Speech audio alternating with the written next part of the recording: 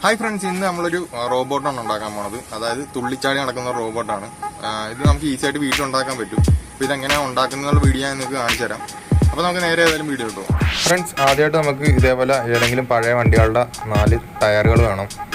ഇനി നമുക്കൊരു സ്ട്രോ വേണം. അത് 2 ചെറിയ പീസായിട്ട് ഇങ്ങനെ കട്ട് ചെയ്തെടുക്കണം. ഇനി നമുക്ക് നമ്മുടെ ഈ വീലിലോട്ട് ഒരു 2 ഇഞ്ച് നീളമുള്ള ഒരു സൈക്കിളിൻ്റെ കമ്പി ഇതുപോലെ കയറ്റിയിട്ട് കൊടുക്കണം. അതിനുശേഷം നമ്മൾ നേരത്തെ കട്ട് ചെയ്ത് വെച്ച ആ സ്ട്രോയുടെ പീസും കൂടെ കയറ്റിയിടണം. ഇത് വീല് ഫ്രീ ആയിട്ട് കിടന്ന് കറങ്ങാൻ വേണ്ടിയിട്ടാണ്. അതിനുശേഷം അപ്പുറത്തെ സൈഡിലെ ആ ഒരു വീലും കൂടെ ഇതുപോലെ ഫിറ്റ് ചെയ്യണം.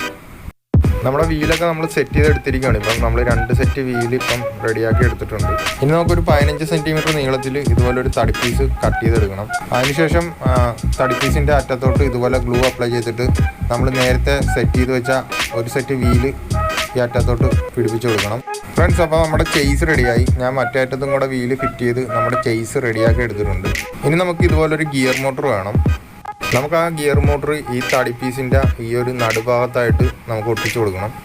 ഇനി നമുക്കൊരു 9 വോൾട്ട് ബാറ്ററി കണക്ടർ വേണം. ഗിയർ മോട്ടറിൻ്റെ ഏതെങ്കിലും ഒരു വയറിലോട്ട് ഈ ഒരു ബാറ്ററിയുടെ ഒരു വയർ കണക്ട് ചെയ്ത് കൊടുക്കണം. ഇനി നമുക്ക് ഇതുപോലൊരു സ്വിച്ച് കൂടെ ആവശ്യമായിട്ടുണ്ട്. ഇനി നമുക്ക് ആ സ്വിച്ചിൻ്റെ ഏതെങ്കിലും ഒരു വയർ ആ ബാറ്ററി കണക്റ്റിൻ്റെ ആ ഒരു റെഡ് കളറിലെ വയറിലോട്ട് കണക്ട് ചെയ്ത് കൊടുക്കാം.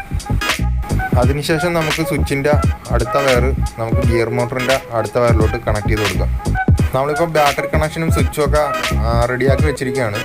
ഇനി നമുക്ക് ഈ റോബോട്ടിൻ്റെ ഫ്രണ്ടിലോട്ട് ഈ സ്വിച്ച് ഒട്ടിച്ചു കൊടുക്കാം. അതിനുശേഷം നമുക്ക് നമ്മുടെ ഈ ബാറ്ററി കണക്ടറുമായിട്ട് കണക്ട് ചെയ്ത് ബാക്ക് ഭാഗത്തായിട്ട് ഒട്ടിച്ചു വെക്കാം. ഇനി നമുക്ക് ഈ വയറെല്ലാം കൂടെ ഗിയർ മോട്ടറിൻ്റെ മുകളിലായിട്ട് ഒന്ന് ഒതുക്കി ഒരു ഇൻസുലേഷൻ ടൈപ്പ് ഉപയോഗിച്ച് ഒട്ടിച്ച് വെക്കാം. ഇനി നമുക്ക് ഇതുപോലെ 2 പ്ലാസ്റ്റിക്കിൻ്റെ പീസ് കട്ട് ചെയ്തെടുക്കണം. പ്ലാസ്റ്റിക്കിൻ്റെ പീസ് ഇല്ലെങ്കിൽ കുഴപ്പമില്ല, നമുക്ക് ഐസ്ക്രീമിൻ്റെ സ്റ്റിക്കായാലും മതി. അത് കറക്റ്റ് നീളത്തിന് കട്ട് ചെയ്തെടുക്കണം. അതിനുശേഷം നമുക്ക് ഈ പ്ലാസ്റ്റിക്കിൻ്റെ പീസ് ഈ ഗിയർ മോട്ടറിൻ്റെ 2 ലെഗിലും ഒട്ടിച്ച് വെക്കണം.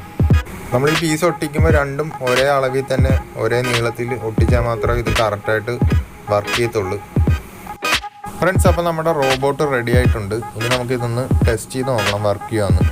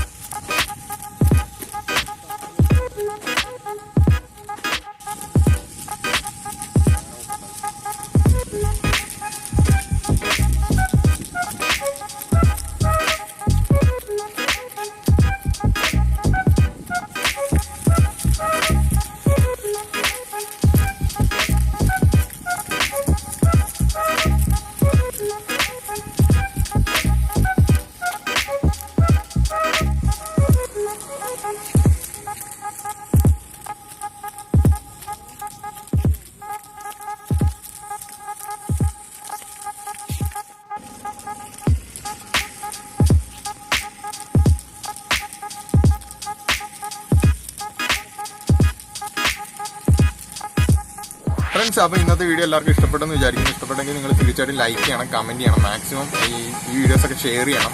പുതിയതായിട്ടാണ് ആരെങ്കിലും ഒക്കെ ചാനലിൽ വീഡിയോസ് കയറി കാണുമെങ്കിൽ തീർച്ചയായിട്ടും ചാനൽ സബ്സ്ക്രൈബ് ചെയ്യണം. അപ്പോൾ നമുക്ക് അടുത്തൊരു വീഡിയോ കാണുന്നവരെ ബൈ.